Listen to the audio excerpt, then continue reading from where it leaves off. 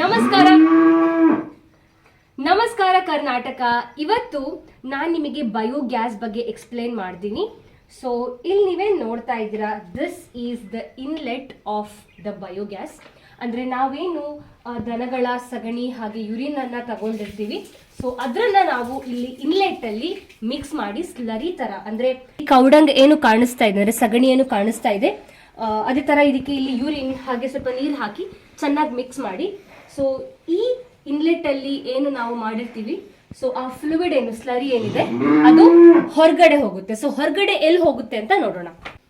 So ಆ ಚಿಕ್ಕ tank ಏನು ನೋಡಿದ್ರಿ ನೀವು, ಇನ್ಲೆಟ್ ಅಂತ ಅಂದೆ ನಾನು. ಸೊ ಅಲ್ಲಿ ಏನು ಕೌಡಂಗ್ ಅಥವಾ ಯೂರಿನ್ ಎಲ್ಲ ಏನು ಮಿಕ್ಸ್ ಆಗಿ ಬಂದಿರುತ್ತೆ, ಅದು ಇಲ್ಲಿರೋ ದೊಡ್ಡ ಒಂದು ಕಾಂಕ್ರೀಟ್ ನ ಟ್ಯಾಂಕ್ ಒಳಗಡೆ ಬಂದು ಸೇರ್ಕೊಳ್ಳುತ್ತೆ. ಸೊ ಇಲ್ಲಿ ಕನೆಕ್ಷನ್ ಇದೆ.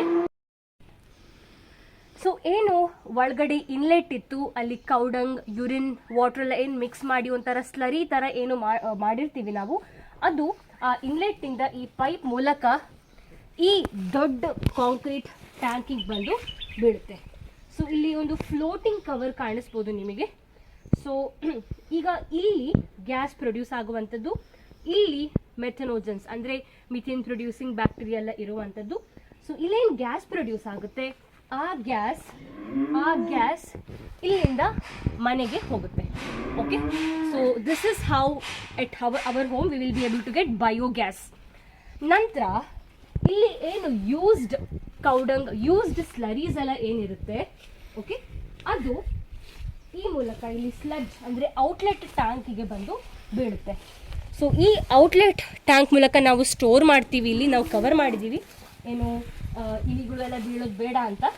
ಸೊ ಇಲ್ಲೇನು ನಾವು ಔಟ್ಲೆಟ್ ಟ್ಯಾಂಕಿಂದ ಅಂದರೆ ಸ್ಲಡ್ಜಸನ್ನು ಏನು ಸ್ಟೋರ್ ಮಾಡಿರ್ತೀವಿ, ಅಂದರೆ ಯೂಸ್ಡ್ ಕೌಡಂಗ್ ಎಲ್ಲ ಏನಿರುತ್ತೆ, ಸೊ ಗ್ಯಾಸ್ ಆಲ್ರೆಡಿ ಪ್ರೊಡ್ಯೂಸ್ ಆಗಿದೆ ಅಲ್ವಾ, ಸೊ ಅದು ಇಲ್ಲಿ ಬಂದು ಸ್ಟೋರ್ ಆಗುತ್ತೆ ಅಲ್ವಾ, ಇದನ್ನು ನಾವು ತೋಟಕ್ಕೆ ಬಿಡ್ತೀವಿ, ಅಂದರೆ ಆ್ಯಸ್ ಅ ಫರ್ಟಿಲೈಸರ್.